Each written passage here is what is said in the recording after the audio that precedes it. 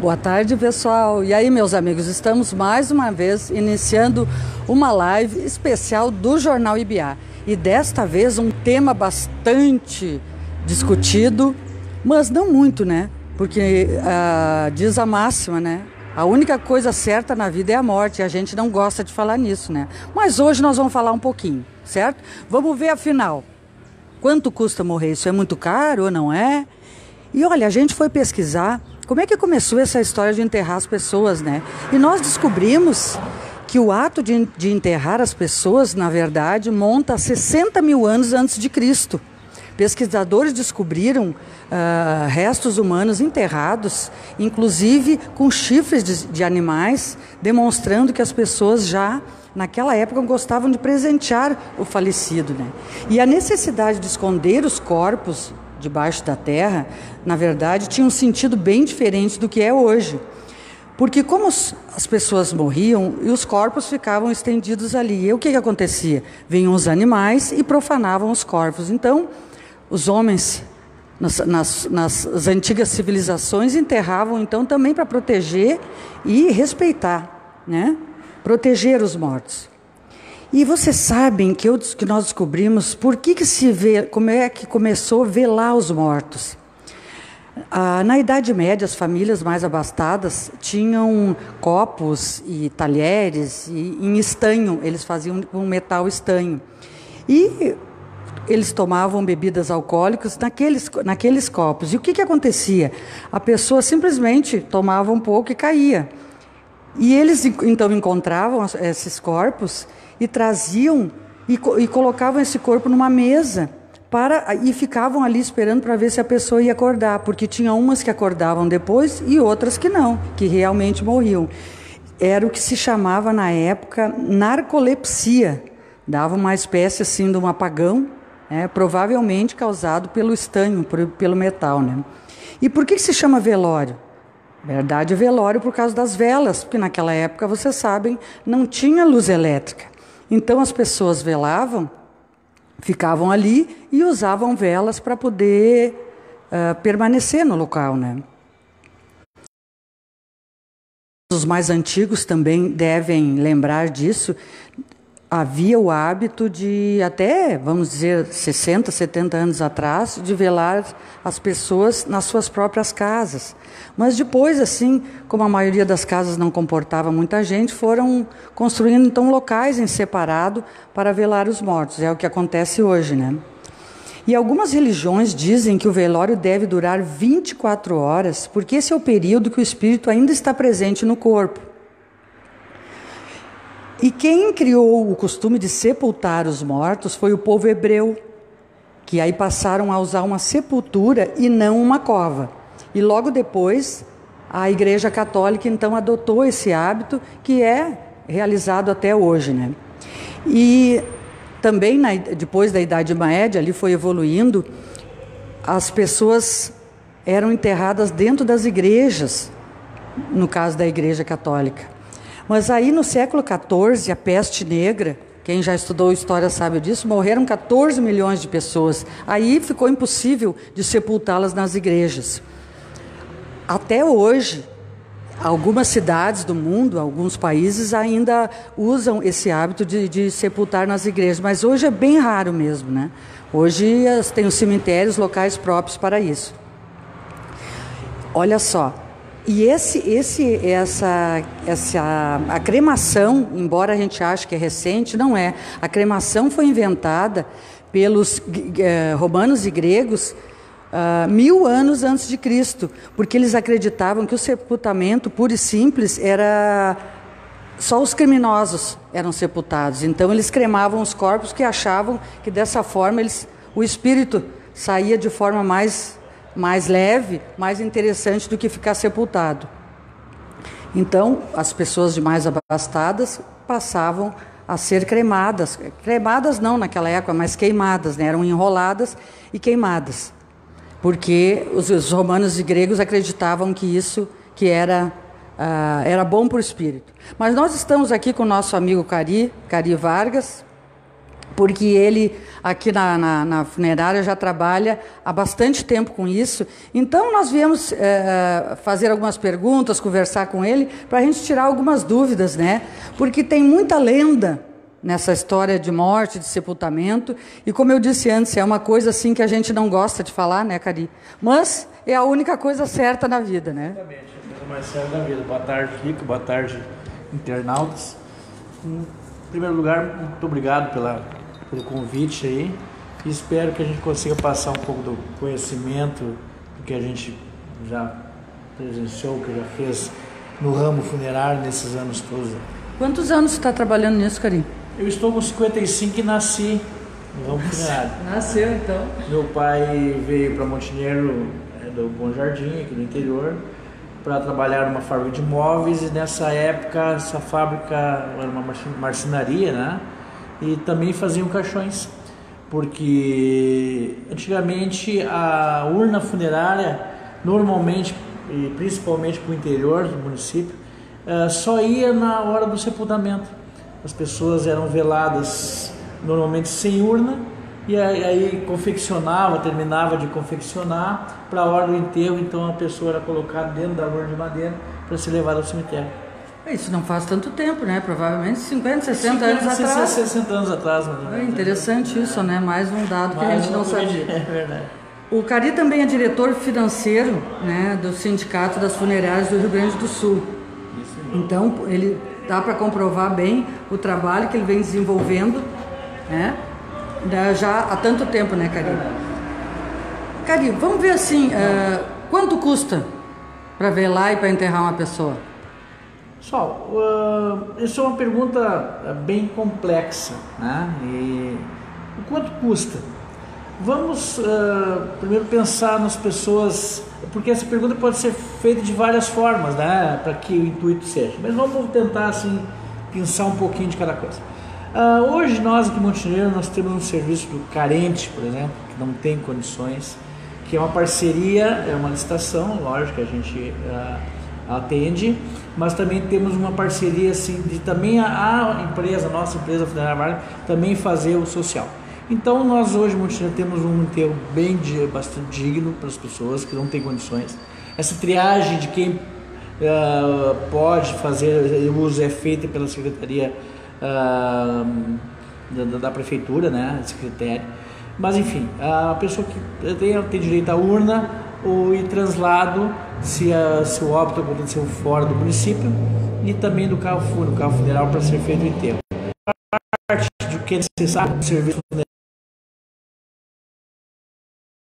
E essa triagem quem faz é a Prefeitura? A Prefeitura, através da Secretaria competente, que é que cuida dessa parte, né, habitacional, se não me engano, né? Enfim. E aí depois, voltando assim para... Nós temos serviços a partir de R$950, parcelado em até 10 vezes no cartão de crédito. Também temos outras formas de parcelamento.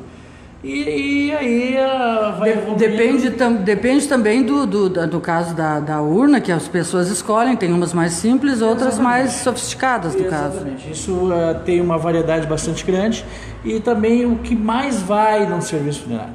Porque a parte do serviço funerário tem a parte básica, que todos são necessários, né? Que nem hoje a gente investe muito em qualidade de apresentação da pessoa que está sendo velada, e também da comodidade dos familiares, né? Não é só um foco na pessoa que partiu, e sim dos seus entes queridos, nas pessoas que estão em volta participando desse funeral. Então aí assim, não seria um valor determinado, e sim as pessoas gastarem o que... Mas assim, ó, como tu disseste, a partir de 950... Exatamente, isso então quer dizer que tem uma possibilidade de um serviço ser feito, básico, com um valor bem em conta. Exatamente. E depois a pessoa pode gastar o que ela... Né, com mais pompas, com mais artigos que fazem parte, mas não são extremamente necessários. E, por exemplo, o que envolve? A urna, Bom, vamos partir do básico, tá? O que é a urna, né? A urna, a parte de preparação, que é uma tecnologia muito avançada, que agora nos últimos anos a gente tem. Para a gente ter uma ideia ali, que hoje nós temos médico responsável que supervisiona o nosso tanatopraxistas, que são agentes funerários com curso para fazer essa preparação, e tem uma supervisão médica. Nós temos um técnico responsável médico que avaliza toda essa preparação. Enfim, e isso decorre da aparência da pessoa, na qualidade do corpo que está ali, né, para não ter problemas, né, oriundos do tempo de velório, né, e salas velatórias, né, coroas, flores, enfim, tem um contexto. O serviço também do carro funerário? Deslocamento, exatamente, né, a parte também de cozinha, que é oferecido às pessoas que frequentam principalmente lá nossas capelas ou quando usam capelas do interior, né? Nós já conversávamos ainda essa semana, Cari, que vocês têm assim, tu tem uma preocupação em dar assim, procurar dar para as pessoas um atendimento carinhoso, um atendimento diferenciado, porque justamente elas estão, né, a gente sabe quando a gente perde um familiar, um amigo, a gente fica realmente numa situação de tristeza, né, é bem complicado, né? Assim, eu como sou já veterano no ramo funerário, há anos atrás o agente funerário, o profissional da funerária, o foco dele era vender uma urna para uma pessoa que faleceu ser sepultada. Hoje não. Hoje o nosso trabalho tem todo um contexto e uma supervalorização da família, né? Nós temos pessoas treinadas que fazem acompanhamento às famílias, acompanhamento desde o momento do óbito até o último momento de fechamento do túmulo. As gurias acompanham a família, vê o que eles precisam, tentam o possível para confortá-las, né? Então isso está muito bem focado hoje, né? Bem direcionado essa parte assim, né? Então não é mais só simplesmente a venda de mercadorias, e sim a venda de um apoio, de estar junto com aquelas pessoas que estão no pior estado de espírito que elas podem estar, né? Um tratamento diferenciado, então. Com certeza.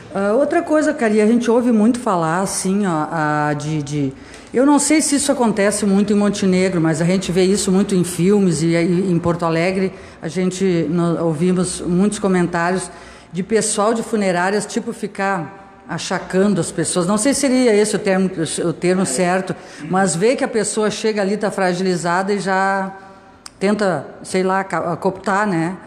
Isso tem um nome específico, é o agenciamento funerário, né? Então, normalmente em porte de hospitais, em IMLs, né?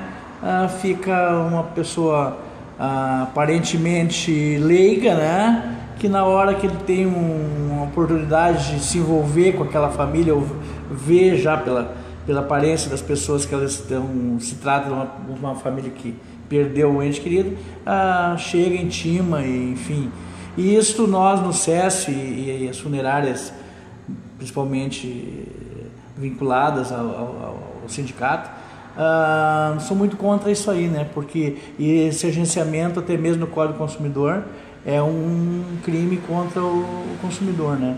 Então se faz o possível para identificar isso e levar às autoridades competentes, mas muitas vezes também não tem um respaldo, praticamente isso aí. Essa questão assim da nossa relação com a morte, como eu disse no início, né, a coisa mais certa, e a gente não gosta de falar, né? Então, tu acha complicado trabalhar com isso?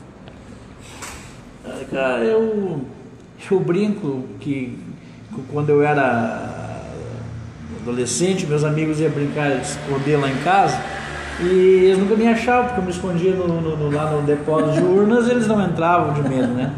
Eu, como nasci, me criei nisso, e claro, hoje, nos meus 55 anos, e mesmo a gente estava comentando fora do microfone, que a gente fica muito sobrecarregado, porque a gente acaba, em muitos casos, entrando nessa dor das famílias, porque muitas vezes as famílias conhecidas da gente, tratando de amigos da gente e tal. Mas eu não vejo, não tenho, né, dificuldade, porque eu sempre encarei como um trabalho que meu pai me deixou, e sempre procurei ser justo e correto nisso aí, e tranquilamente, sem problema nenhum. Tu tem assim, tu viveu algum momento assim ruim nesses teus, dá para dizer, 40, 50 anos nesse trabalho? Um que tu te lembra, assim, um que foi muito chato para ti, que foi? Em primeiro lugar, assim, a morte dos meus pais, né? Meu pai faleceu com 49 anos, hoje eu sou mais velho do que ele foi. Meu pai foi vítima de um acidente de trânsito, ficou 23 dias em um hospital no Novo Hamburgo, em coma, UTI, né? Enfim, foi um momento drástico. Minha mãe, eu sou filho único, a minha mãe com 60 anos também teve um derrame, um AVC, e nos deixou também. Então foi 2 momentos assim que eu tive que, também minha avó e tal, mas que eu tive que estar do outro lado. E também como profissional, porque foi a nossa equipe que fez isso aí, né? Então, e assim, pontualmente, quando é um amigo, principalmente morte violenta, né? Um acidente de trânsito, que é um amigo pessoal da gente, ou familiar de um amigo direto. Então eu acho que isso aí é ruim. Foi pior para ti. Exatamente.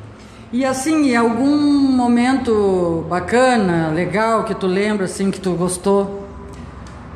Sem dúvida, o reconhecimento do trabalho da gente. Eu sempre digo, e a minha equipe é ciente disso, que claro que a gente precisa receber financeiramente para tocar o negócio e cobrir as despesas. Mas não tem nada melhor que um elogio, um agradecimento no anúncio no jornal da missa do 7º dia, lembrar da Funerária Vargas, ou agora no Face, ou nas redes sociais, ou até mesmo pessoalmente, depois da pessoa sepultada, chegar em nós e olha, parabéns pelo trabalho de vocês, continue assim, a equipe é muito boa, enfim, isso aí não tem nota, né? Não tem preço, não tem valor que pague, né? E graças a Deus a gente recebe muito disso aí. Eu queria voltar um pouco, tu falaste nos profissionais da tanatopraxia, é assim, né? Isso. Que é justamente a preparação do corpo para velar, para o velório, né? Eles fazem um curso técnico. Exatamente, é um curso técnico. No caso dos nossos, eles são formados um curso técnico pela Faculdade de Minas Gerais, né? Esse curso dão a eles toda a competência de preparação das pessoas, mesmo com morte natural, morte violenta, reconstituição facial, enfim. Como eu sou bastante antigo no setor, a gente, quando tinha esses casos, normalmente tinha que ser caixão fechado, enfim. Claro que ainda tem casos que não tem como, que é complicado, mas a maioria dos casos a aparência retorna ao normal, não tem problema de odores, enfim, desse tipo de coisa, né? O trabalho é muito competente e muito... o resultado é incrível, né? Então, antigamente a gente se conseguia fazer um pequeno tamponamento, que isso não impedia da pessoa muitas vezes inchar e tal. E com a evolução também da medicina, os medicamentos são mais fortes, vamos dizer assim, né? Então, se hoje não tivesse essa preparação de corpo em cima da tanatopraxia, eu não sei como os velórios teriam que ser muito curtos, né? Sim, para a gente ver que até isso, né, até esse serviço teve uma evolução incrível, né? Além de todos os outros que a gente vê, a questão digital e da própria medicina, essa forma, né, de se lidar com a morte e fazer, porque muitos, quem é mais antigo, assim que nem nós, né, Cari? Eu sou um pouco mais que antiga que tu. A gente chegava às vezes no velório e via, meu Deus, as pessoas com um batonzão vermelho, e a gente até se assustava, né? Eu me lembro que eu era criança, tinha casos assim de, meu Deus, se assustava com a aparência das pessoas, né? Então, assim, o profissionalismo acima de tudo, né? Hoje é muito profissional, é muita... Olha, e eu digo assim, a maioria dos setores nos últimos anos evoluiu, né? Porque até mesmo onde entrou a internet, enfim, a informação ficou muito mais rápida, mas a evolução do serviço funerário nos últimos anos é uma coisa assim incrível, né? A gente saiu assim da idade da pedra para um serviço extremamente de qualidade, focando em coisas que não eram focadas, né? Então, muito legal, muito bom. Para encerrar, Cari, eu queria te perguntar, as pessoas comentam muito isso, eu até durante a semana nós conversamos sobre isso também, que na questão da cremação, tem muita gente que diz, chega lá, eles tiram o caixão e só crema a pessoa e a funerária devolve o caixão, mas não devolve o dinheiro. Isso aí, o nosso serviço num todo tem bastante... vamos dizer assim, mística, né? Lendas e tal, né? Então, não, isso aí não... Até mesmo para te ter uma ideia, um investimento para uma empresa fazer um crematório hoje é milhões, né? Então ele não vai se botar fora por causa do custo de uma urna. Mas tem muito disso. Não, mas é cremado tudo. A única coisa que é retirada da pessoa... se tem marca-passo, esse tipo de equipamento, prótese por causa de perigo de explosão, enfim, né? E a urna, se ela é retirada antes da cremação, vidro e a parte metálica. E até mesmo a família, no crematório, assina um documento de doação desse material para uma entidade lá que eles direcionam, né? Então é cremado tudo, é roupa, enfim, tudo é cremado junto. Muito bem, então pessoal, nós agradecemos, né, a disponibilidade do Cari aqui para falar com a gente sobre isso, que é um tema que ninguém quer falar, mas a gente precisa falar.